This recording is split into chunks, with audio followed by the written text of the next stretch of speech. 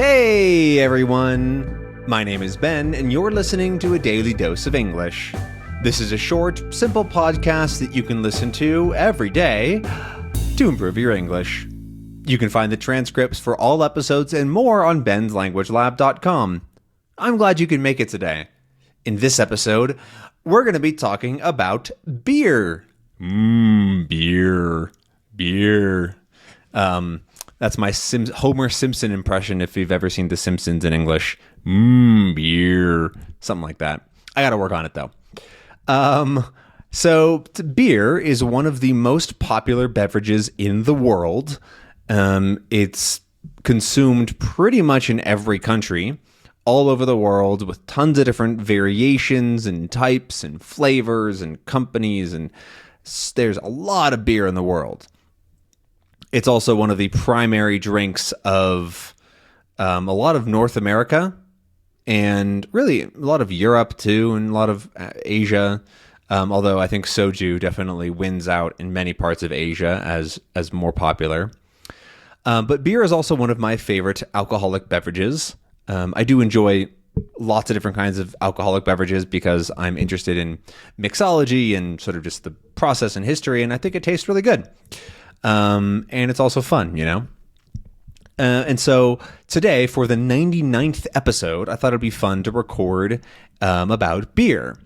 And I thought of this because there is a not a it's a well-known song, but it's more of like a shanty or a camp song called 99 Bottles of Beer.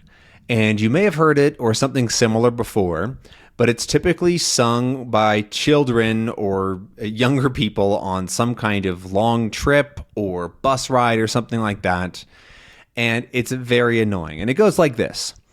99 bottles of beer on the wall, 99 bottles of beer, take one down and pass it around, 98 bottles of beer on the wall, 98 bottles of beer on the wall, 98 bottles of beer, take one down and pass it around, 97 bottles of beer on the wall, and you progressively the number goes down and down and down until you get to 0 bottles of beer on the wall, 0 bottles of beer. And that's it. That's the entire thing. It gets very annoying very quickly. But it's a pretty well-known thing, at least in the US. And so if you mention like the 99 bottles of beer on the wall, people know what you're talking about. It's not something that's obscure, for example. And so that just inspired me to talk about beer today. And let's, I guess, just get into it. That's not really like, what am I talking about? I've done 99 of these, and I'm still confused about the process of recording a podcast. Whatever. So, beer is a relatively simple beverage. There's a fair amount that goes into it to make it pretty different. It is an alcoholic beverage made from some kind of grain, typically barley, and then includes hops, which is another plant. Hops are the plant that makes it taste a little bit bitter, and they have a very distinctive smell that smells like beer. Beer is then fermented, which is where the yeast inside of it, so this live yeast, will eat sugars and other things in the barley or the wheat sometimes, or the other grains, and become alcoholic.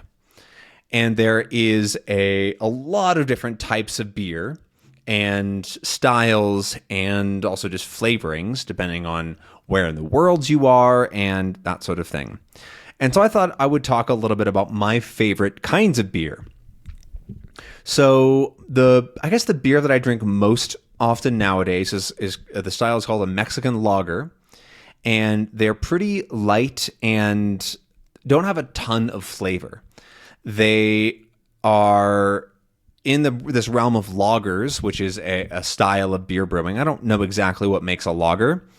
But there's not a ton of flavor of beer. Yes, it tastes like beer still. It's not quite as light as like a light American lager, which is something like Bud Light or Miller Lite, which tastes practically like water.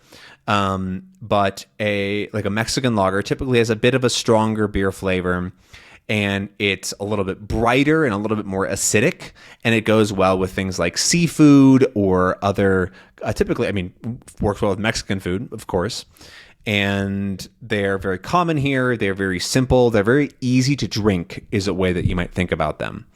There's not a ton of additional like stuff going on. It's a good, I guess, beginner beer or a beer for like if you're on the beach or something like that. But my favorite kind of beer is known as an IPA, not to be confused with the International Phonetic Alphabet, which is also the IPA, but this IPA stands for India Pale Ale. And IPAs are popular I think primarily on the west coast of the US and in Canada, but they're enjoyed all over the world. They're not an uncommon thing, but they've become specifically popular on the west coast of the US. Because they are quite strong. They taste very, very strong, like beer and like hops specifically. It's very, very hoppy, somebody might describe it. And they are often quite bitter as well. A lot of people don't like IPAs at all. They think that they're a bad kind of beer. They don't like them at all. But I do really enjoy them, especially because I'm from a part of the country where there's a lot of them, a lot of really good ones. And so I have grown to enjoy them quite a lot. And if it's my option, I will choose an IPA. And the name, which is kind of interesting, which is India Pale Ale, comes from when the British used to have to sail all the way around Africa in order to get to India, where they had colonized.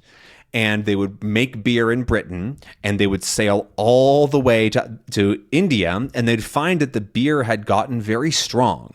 So it started as a pale ale, which is another kind of beer, just a regular, we don't call it a PA, but it's just a pale ale, which is a bit lighter and closer to a lager, but still different. It's an ale, which is, again, a little bit different. Really not that much, honestly. And they would find that this beer got really, really strong. And so the flavor is stronger, the alcohol is stronger. And I'm not exactly sure of the difference in the process, but that's why they ended up having the name IPA. You can also find double IPAs, which is basically an IPA, but even stronger and more bitter and with more like big flavor. I enjoy those too, but they're not quite as good. And they're not as common. IPAs you can find pretty much everywhere, but a double IPA is just not as abundant, I guess you could say. But yeah, IPAs are probably my favorite. You can also find hazy, usually IPA. So a hazy beer means that it hasn't been filtered, and you filter a beer after it's done and to kind of get out little pieces and particles and things like that. And so a hazy IPA usually has a more opaque color, which means you can't really see through it. A really light beer, like a Mexican lager, you can see through. It's a little bit yellowish, goldish. And then a pale ale is a little bit darker. An ale is even darker. An IPA is usually not like brown yet, but like harder to see through. And then a hazy IPA is almost always pretty hard to see anything through. There's plenty more of these what are called light beers. But then if you go into the realm of dark beers, there's also a bunch of different things. I actually don't know what the main difference is and why dark beers are dark, but they're relatively popular, especially in certain countries or areas. If you think of something like Ireland, for example, Guinness is the most famous beer from Ireland. And Guinness is a very, very thick, dark beer. Some people call it sort of a milkshake of a beer because it's very, very thick. And it's all right. I don't love Guinness, but usually because it comes in a can, so it's hard to find like fresh, good Guinness. But then there's a good stout. Stouts are really nice. Stouts are usually, again, pretty dense, and they've got a lot of flavor. There's some really good British stouts, or chocolate stouts are also really good that have a very chocolatey flavor. There's also porters, which is another flavor of dark beer. I don't drink nearly as much dark beer. It's just not my favorite. I prefer light beers when I have the choice, but occasionally I'll go for a dark beer. And yeah, something that I'm really excited about, having learning Czech, is that I want to go to the Czech Republic and try their beer because they're pretty well known for their light beers, and especially in their different beer culture. Because in lots of parts of the world, you get a pint of beer or you drink beer in a different way. Like Mexican beers are drunk in a different way than American beers, or that are drunk differently than British beers, and on and on and on, than German beers and that sort of thing. But Czech beers are known for the foam specifically, which is called the head. Head is that foamy part on beer. And Czech beers, when you order a normal, just regular beer in a pub, will come with essentially half beer, half head. And that's a normal thing. That's what is expected. And it sticks around. And that's something that not all beers do. A lot of head will go away after it's sat for a minute. And I'm really interested to see what it's like to have that sort of thicker, stronger head on a beer. You can even get what's called a mlíko in Czech, which is a milk beer, essentially, which is all head. They pour the entire cup or mug full of just foam, and then you drink that, which is pretty unique. A lot of people from really most of the world would be like, what is that? But they say that it's a way to have it ends up being a small beer that you can drink really quickly because there's not as much carbonation, or it doesn't feel like there's as much carbonation, and you can drink it more quickly, and it's very, it quenches your thirst, you can say, so you're not thirsty afterwards. But that is all that I have for today. I thank you so very much for listening to this episode of Ben's Daily Dose of English, and let me know down in the comments if you enjoy beer and what kind. I'll see you tomorrow. Have a good one. Bye!